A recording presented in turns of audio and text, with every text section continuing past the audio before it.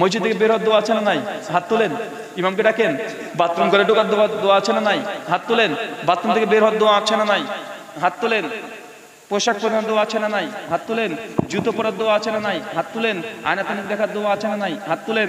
গাড়িতে ওঠার দোয়া আছে না নাই? হাত তোলেন। বাজারে প্রবেশের দোয়া আছে না নাই? হাত তোলেন। বিমান ওঠার দোয়া আছে না নাই? হাত তোলেন।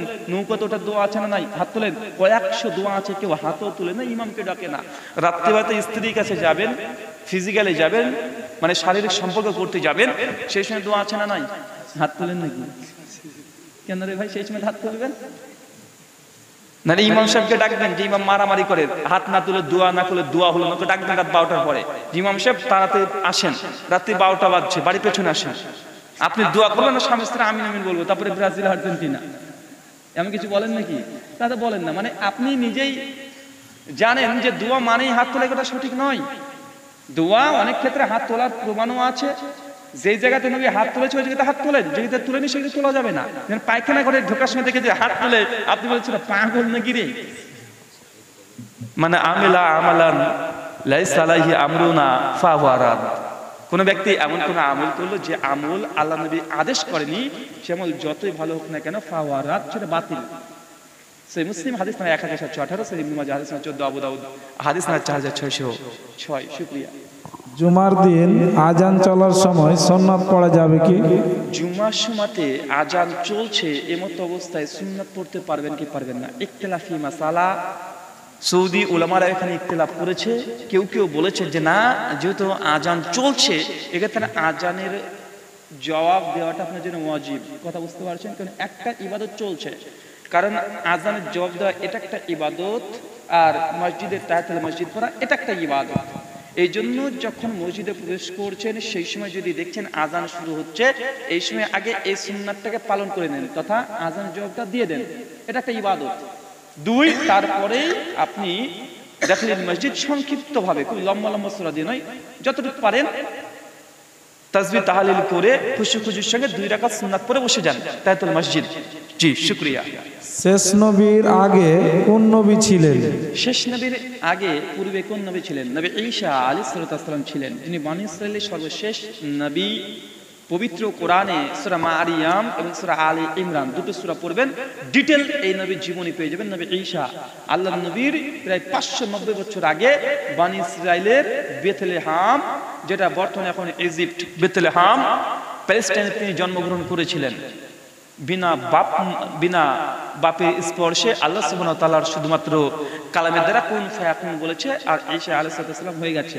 সূরা আলে ইমরান সূরা 3 আয়াত নাম্বার 59 আল্লাহ বলছে, ইন্না মাসালা ঈসা কামাসালা আদামা খলাকা মিন তুরাবিন সুম্মা ক্বালা লাহু কুন ফায়াকুন।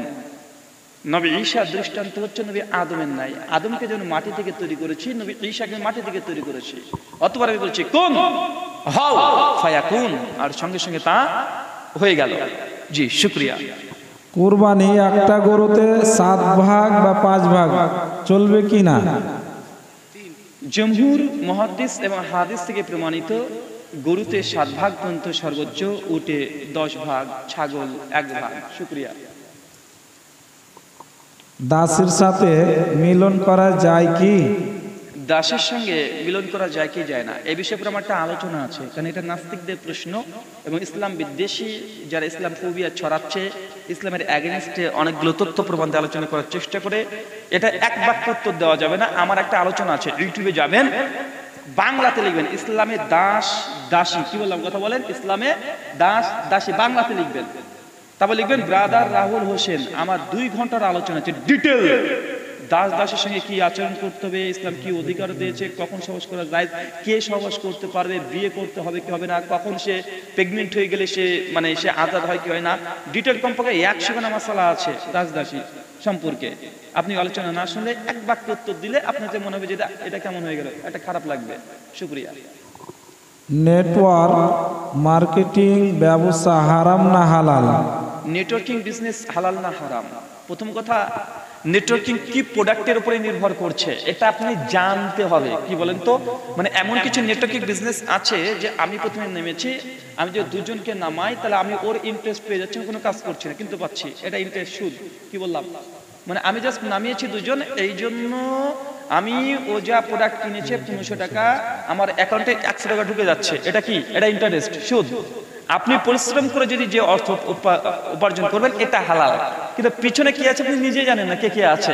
অযথা তারা কাজ করছে, আপনার কাছে একটা ইন্টারেস্ট ঢুকে যাচ্ছে, আপনি কাজ করছেন, আপনার উপরে যে আছে সে এখান থেকে একটা লাভ্যাংশ পেয়ে যাচ্ছে, এবং কি কারণে কোম্পানি আপনাকে অর্থ লাভ্যাংশ দিচ্ছে আপনি নিজেই জানেন না। আর আল্লাহ নবী সহিহ বুখারী মুসলিম ক্রয় বিক্রয় অধ্যায়ে পরিষ্কার হাদিস যে ক্রেতা এবং বিক্রেতা এই দুইজন তার যে ক্রয় দ্রব্য বা বিক্রয় দ্রব্য, যে দ্রব্য প্রোডাক্ট, এটাকে দেখা লাগবে। একটা প্রোডাক্ট আপনার কাছে নাই, কিন্তু সেটার উপরে দাম করতে পারবেন না, যতক্ষণ নাই তখন দাম করতে পারবেন না। এই জন্যই নেটওয়ার্কিং বিজনেসকে জমহুর ওলামারা হারাম, নিষিদ্ধ বলেছে। জি শুকরিয়া, ছেড়ে দিন, এত ছেড়ে দিন। জি আরেকটা নেন।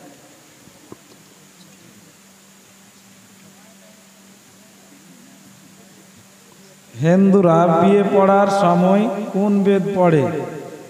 হিন্দুরা বিয়ে করার সময় কোন বেদ পড়ে? আপনার জন্য লাভ কি? আপনি পড়ে। প্রথম কথা হচ্ছে, হিন্দুদের বিয়েতে যে রীতিনীতি আছে অধিকাংশ তার বেদ মন্ত্র তারা পাঠ করে না। এটা তাদের বেদ মন্ত্র থেকে যে কোনো শ্লোক যে তারা বা মন্ত্র পাঠ করে, এমন কিছু মন্ত্র তারা সরাসরি পাঠ করে না। তাদের আলাদা সংহিতা শাস্ত্র আছে, যাজ্ঞবল্ক্য সংহিতা, পরাশর সংহিতা, এইসব সংহিতা শাস্ত্র থেকে কিছু মন্ত্র বিবাহ বিধি নিষেধের উপরে তারা পাঠ করে থাকে। শুকরিয়া, জি ছেড়ে দেন। যাই হোক, আল্লাহ সুবহানাহু ওয়া তাআলা যে কথাগুলো বললাম, প্রথমে আমাকে, তারপরে আপনাদের প্রত্যেককে আমল করার তৌফিক দান করো। সকল পরি আল্লাহুম্মা আমিন। এই বলে আজকের মতো আলোচনা শেষ করলাম। আমা আলাইনা ইল্লাল বালাগ। আসসালামু আলাইকুম ওয়া রাহমাতুল্লাহি ওয়া বারাকাতুহু।